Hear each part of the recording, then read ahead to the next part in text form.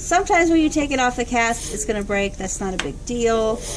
After we take it off the cast, we look to make sure there aren't any holes.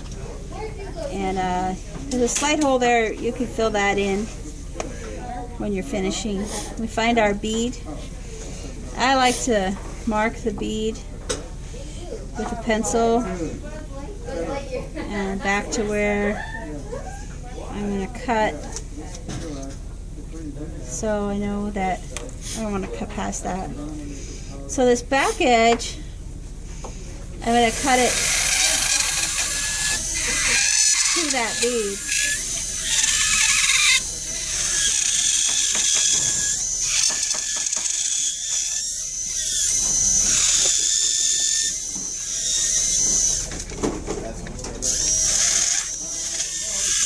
We ended up with a lot of extra.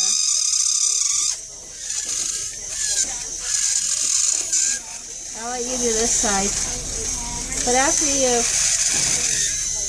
cut it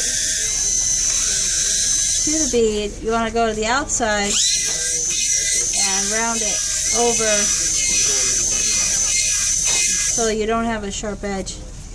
It has a nice shape. Now, in order to shape this area, you want to stay on the outside and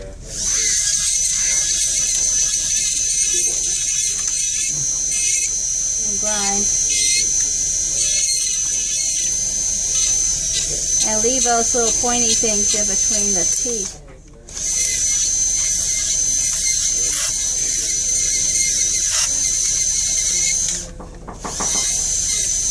Trying to make it as flat as possible, going up onto the tooth. And as far as polishing, it's a very fine touch. I'm just shaking all of the surface and it starts to feel really smooth. And I keep shaking and shaking and shaking, smoothing and smoothing with the burr. Here in the front, again, I take it all off from the outside.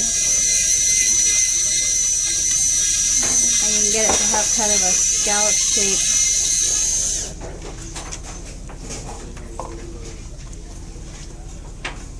Because the teeth naturally create that.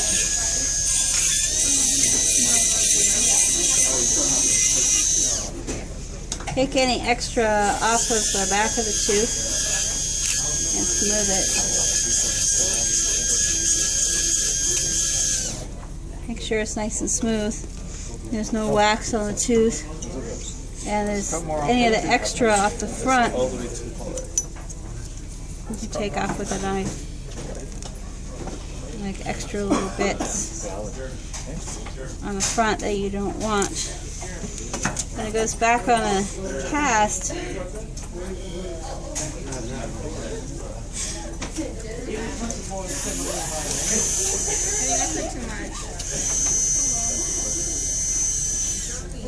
the area that I have worked on is still touching the tooth, and I can make it go down a little bit more all the way to the line, but should always still be touching the tooth and going in between the teeth, touching the tooth, smooth in the back of the tooth. And it's not seated all the way. When it is, it'll look like it's in the right position. And cut it to the back and taper it over. Smooth all of this with the burr.